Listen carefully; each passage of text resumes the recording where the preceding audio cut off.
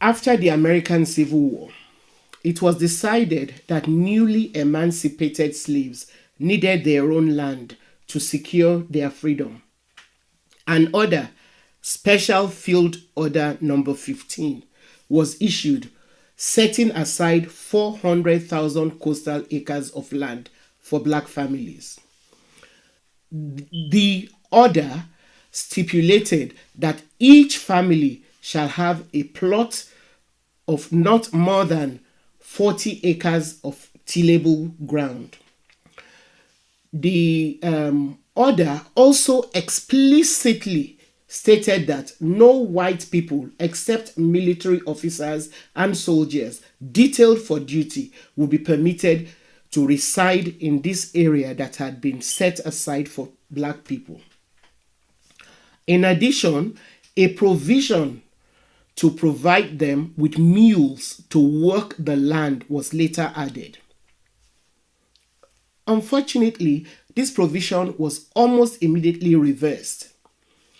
Inadequate as the plan was to try and mitigate some of the suffering of the newly emancipated people, that plan never materialized.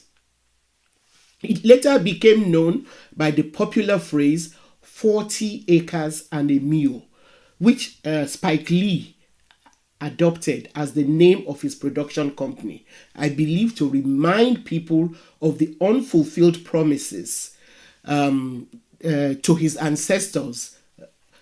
Rather than implement the plan, President Andrew Johnson reversed the order, allowing Confederate planters to regain the land. Now, this determination to appropriate land and keep black people from owning even land that they bought and developed with their own toil and sweat has continued to be repeated throughout the history of the US. It is what was manifested in the destruction of the Black Wall Street, along with the Greenwood Enclave in 1921 in Tulsa, Oklahoma, which until recent times was hardly ever mentioned. However, what is most disturbing is that although the destruction of the Black Wall Street and the community that built it is now well known, it is not the only time that such a wanton destruction of black towns has happened. Doing the research for this episode had me stumped over and over again as I stumbled on the history of one destroyed black town after another. And yet, some still question the fact that violence against African Americans has continued to shape America. Welcome to the Sankofa Pan-African series.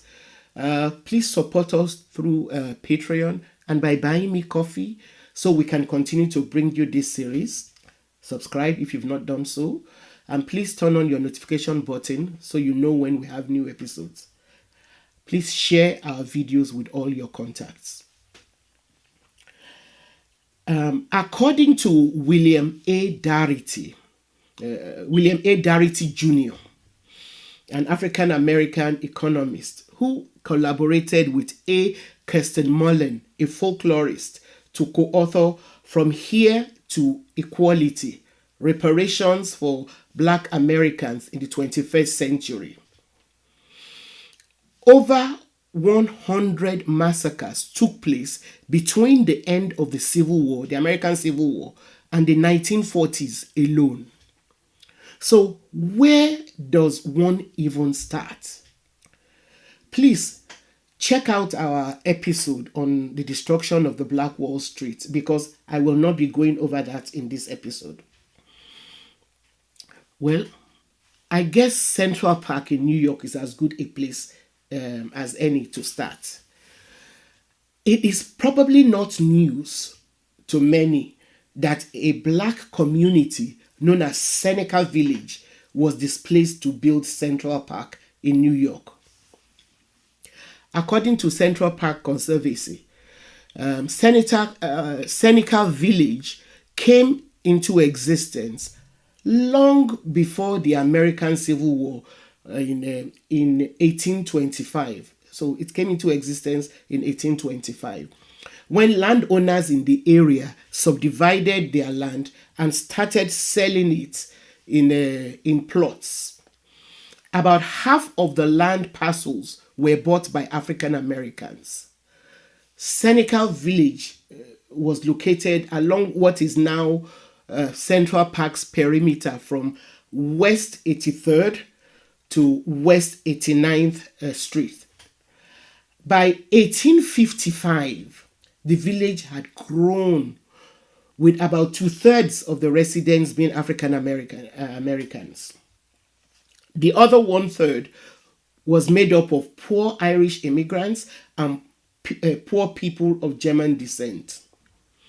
Seneca Village was New York's first free black community, and it allowed residents to live away from the more built up sections of downtown Manhattan and escape the unhealthy conditions and racism that black people faced there.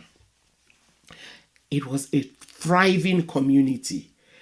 And the Lyons family, one of the black families that lived there, worked hard alongside others to make New York City a place where people could live freely and fairly when the rest of the country was still struggling with overcoming centuries of slavery.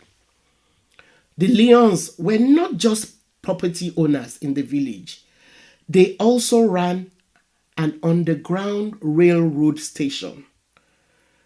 And Maritka Lyons co-founded one of the first women's rights and racial justice groups in the country. Now, Central Park was the first landscape public park in the United States. Advocates for creating the park were, of course, primarily wealthy white merchants and landowners who claimed that they wanted their city to have the kind of public grounds found in cities like London and Paris to give the city an international reputation. They also wanted a public park that would offer them an attractive setting for carriage rides. And so, when in 1853, the state legislature authorized the city of New York to use the power of eminent domain to acquire land in the center of Manhattan, Seneca Village was not spared.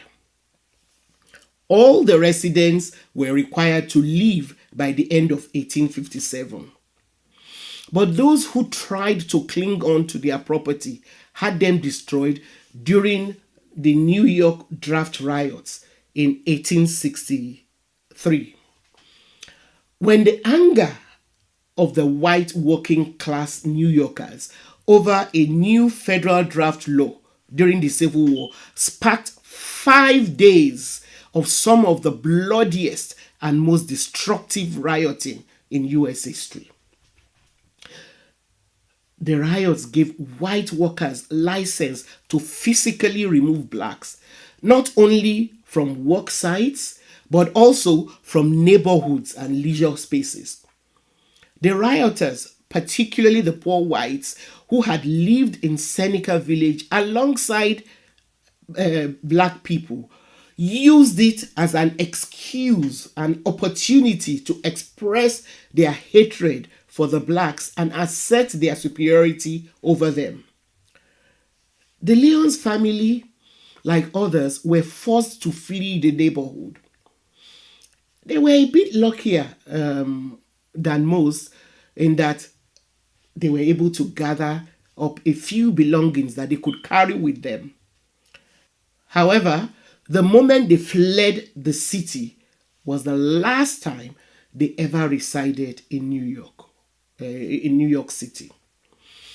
Black people fled to New Jersey and beyond. And by 1865, the black population had plummeted to a fraction of what it used to be. Central Park is in reality a testament to the Black community that once thrived there. Thanks for watching.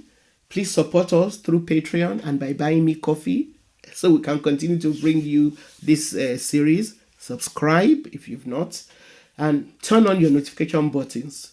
Please don't forget to share our videos with all your contacts and keep those comments coming.